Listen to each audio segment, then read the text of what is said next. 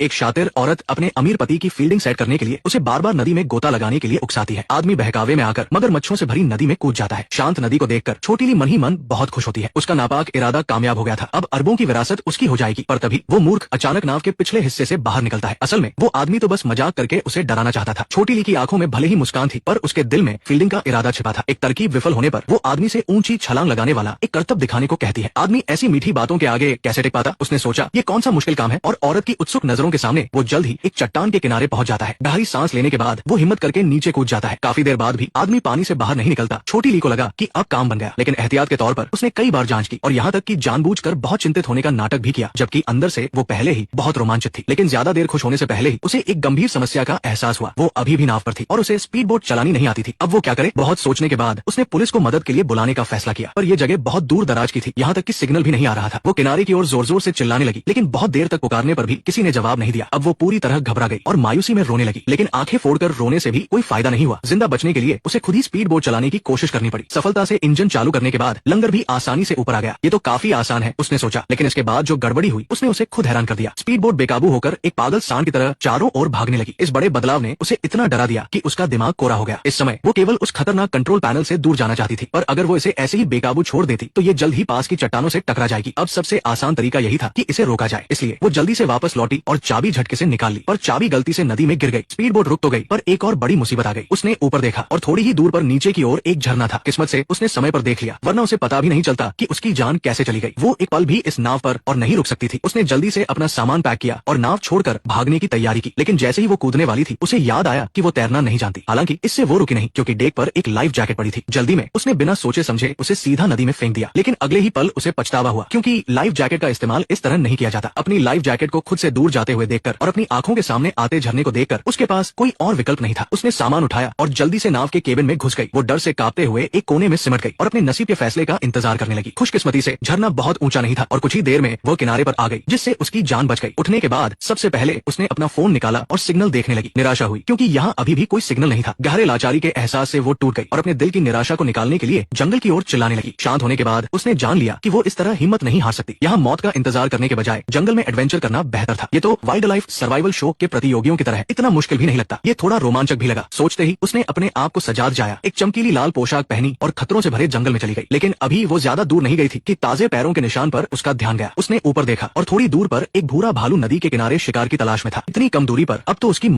की थी। वो बस ये दिखावा करना चाहती थी कि उसने भालू को नहीं देखा और चुपके से खिसक जाए, पर ये कैसे संभव था? भालू ने शिकार को देखा और तुरंत हमला कर दिया। जिस शिकार पर उसकी नजर पड़ जाती है वो बच नहीं पाता। इसके विपरीत छोटी ली 2 कदम भी नहीं भागी और अपने ऊंची एड़ी के सैंडल से फिसल गई। इस समय उसे अपनी छवि की कोई परवाह नहीं थी। उसने जल्दी से सैंडल उतारे और सीधे भालू की ओर फेंक दिए। भालू को लगा कि किसी दयालु इंसान ने उसे खाना दिया। छोटी ली ने इस मौके का फायदा उठाया और जंगल में भाग गई बिना रुके। अंधेरा होने के बाद ही उसने कदम धीमा किया। तभी उसे ठंड महसूस हुई। गर्माहट के लिए उसने लकड़ियों को रगड़कर आग जलाने की कोशिश की। सोचना आसान था, पर करना इतना नहीं। बहुत देर कोशिश करने के बाद भी वो असफल रही। उसने सोचा कि टीवी पर सब कुछ झूठा दिखाते हैं। मजबूरन उसने ठंड से बचने के लिए दौड़ना शुरू किया। नाचते कूदते हुए उसे अचानक महसूस हुआ कि कोई उसे घूर रहा है। बिना सोचे समझे वो तुरंत भागने लगी। घबराहट में वो एक टहनी से टकराकर गिर गई और बेहोश हो गई। जब वो उठी तो दिन निकल चुका था और अब वो साफ देख पाई कि कल रात वो चीज एक सफेद लोमड़ी थी। पूरे दिन से कुछ नहीं खाने के कारण वो बहुत भूखी थी। उसने अपना बैग छाना, पर खाने की एक चीज भी नहीं मिली। खुशकिस्मती से उसके फोन में अभी भी बैटरी थी, तो वो फोटो गैलरी में खाने की तस्वीरें देखकर मन बहलाने लगी। पर इसे देखने से उसे और भूख लगी और वो खुद को रोक नहीं पाई। उसने अपने फाउंडेशन क्रीम पर हाथ आजमाया। ये महक में तो मीठा था, पर खाने में बिल्कुल बेकार। छोटी लोमड़ी ने उसे देखकर शायद कुछ समझा। लोमड़ी के पीछे पीछे वो जल्द ही एक तालाब के पास पहुंची। पानी पीने के बाद उसे पास ही कुछ आकर्षक मशरूम भी मिले। छोटी ली बहुत खुश हुई। उसने एक कार्ड निकाला और मशरूम को छोटे छोटे टुकड़ों में काट लिया, पर उसे लगा कि कुछ कमी है। फिर उसने उन पर खूब सारा इत्र छिड़क दिया। अब जाकर उसे स्वादिष्ट मशरूम खाने को मिले, लेकिन खाने के तुरंत बाद ही उसे मति भ्रम होने लगा। उसके पेट में जहर का असर होने लगा था। खुशकिस्मती से जहर ज्यादा तेज नहीं था और कुछ घंटों बाद वो होश में आ गई। होश में आते ही उसने दूर धुआं उठते हुए देखा। अगर धुआं है तो वहाँ कोई न कोई इंसान जरूर होगा। वो तुरंत जांच करने के लिए दौड़ी, पर वो बस एक जंगल की आग थी। उसे ऐसा महसूस हुआ जैसे किसी ने उस पर ठंडा पानी डाल दिया।